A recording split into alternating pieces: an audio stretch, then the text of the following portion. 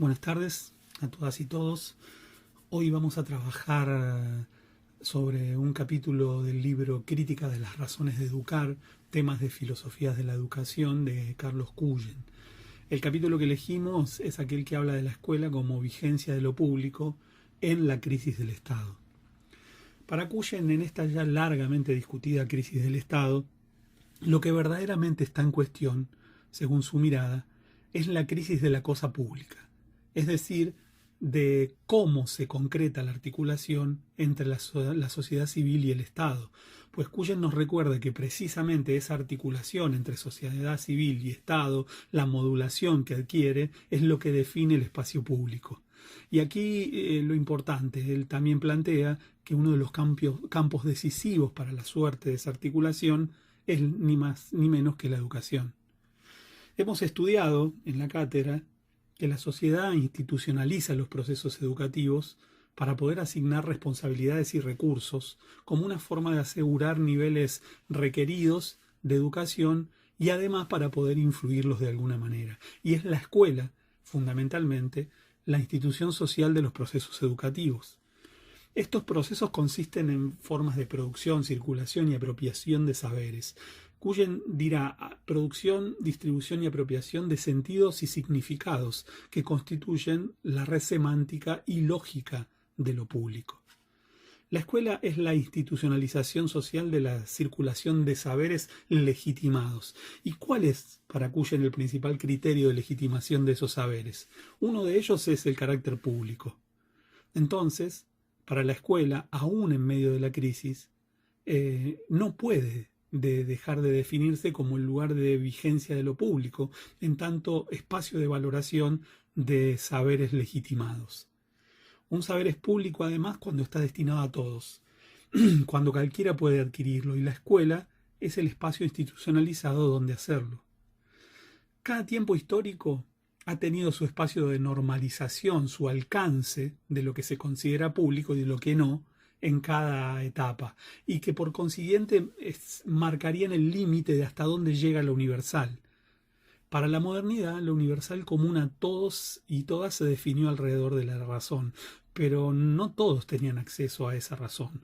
Los locos, los niños y podemos decir también que las mujeres se percibían alejados de esa razón legitimadora, y eso trae consecuencias políticas, sociales, culturales y pedagógicas. Por otra parte, Cuyen pone de manifiesto que en este esquema de la escuela moderna, para adquirir los saberes públicos, hubo que despojarse de todo aquello previo que no era legitimado como saber. Algo de eso vimos en la bibliografía con Pablo Pinó, y este renunciamiento y vaciamiento de los saberes previos se interpreta como el precio a pagar para que el saber sea público y universal, no restringido. Hoy, en medio tal vez de una nueva crisis de lo público y lo estatal, se puja para que el saber no solo sea público y universal, sino para que los saberes no reconocidos tengan un lugar en el proceso de producción, transmisión y apropiación de saberes. Eso es una tendencia y no una tradición, es decir, que hay una puja muy importante alrededor de este tópico. Las niñas y niños que llegan a la escuela no son tabulas rasas ni salvajes culturales. Tienen un bagaje que para Cuyen tiene que ser aceptado y reconocido en la escuela moderna. La segunda característica de los saberes universales es que para hacerlo tienen que estar sujetos a un proceso de revisión y de reactualización permanente. Y esto nos lleva a la necesidad de aceptar la pregunta y el cuestionamiento como una parte constitutiva del proceso de construcción de saberes válidos. Esto es muy importante respecto a nuestra práctica docente, pedagógica docente, ¿no? Pues la palabra del maestro entonces tendría la función de exponer el saber a la crítica y no de fijarlo como las tablas sagradas del conocimiento. Por último, Cuyen muestra que la publicidad que hace públicos también a los saberes de la escuela, saca de su lugar de privilegio desigual a las culturas de las familias, a las desiguales culturas de las familias y a las unidades selladas de la información hegemónica que circulan con tanta potencia hoy en la sociedad. Todas estas características fundan para Cuyen una pedagogía de lo público, donde a pesar del rasgo asimétrico del proceso de enseñanza y aprendizaje, el conocimiento no se aloja en uno de los dos polos, sino que es producto de la relación misma. Estos saberes públicos, en tanto universales y cuestionables, portadores de la pregunta abierta y de la construcción colectiva, hacen de la escuela el espacio de la búsqueda del proyecto común. La crisis de lo público, en el doble sentido de la crisis de lo universal sin exclusiones y de lo plural no dogmático, es para nosotros la crisis de una escuela que margina y la crisis de una escuela que dogmatiza el conocimiento. La crisis del Estado, en tanto crisis de lo público, muestra también una característica muy importante, que es la crisis del proyecto común. Es decir, aquel proyecto capaz de fijar en cada momento lo que es común a todos y por ende, lo que reconocemos como bien común.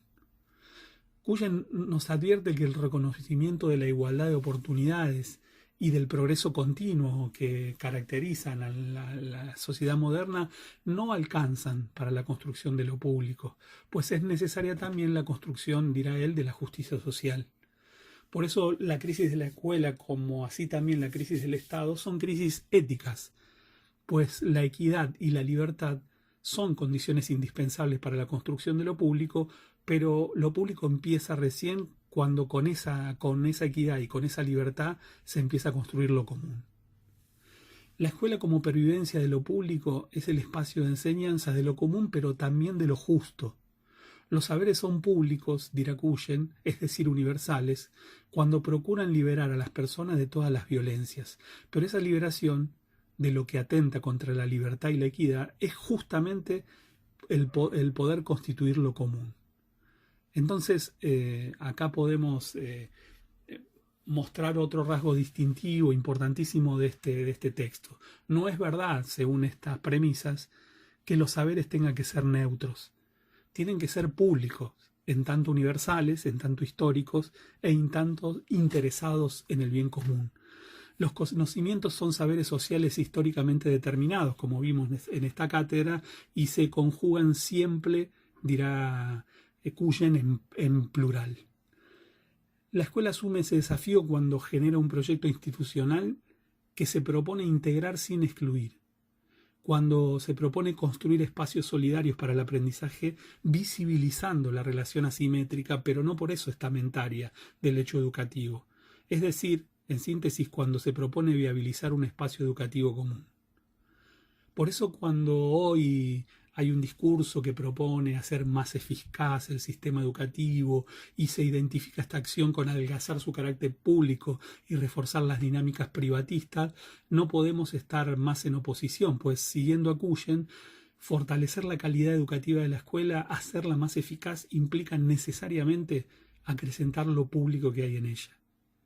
La vigencia así de lo público es un rasgo esencial de la escuela moderna. Sin esta característica fundamental, todo este discurso actual de modernización, eficacia, descentralización, racionalización y renovación escolar que tan en boga está, se convierte solamente en el registro de una democracia de baja intensidad subordinada a los criterios excluyentes del mercado.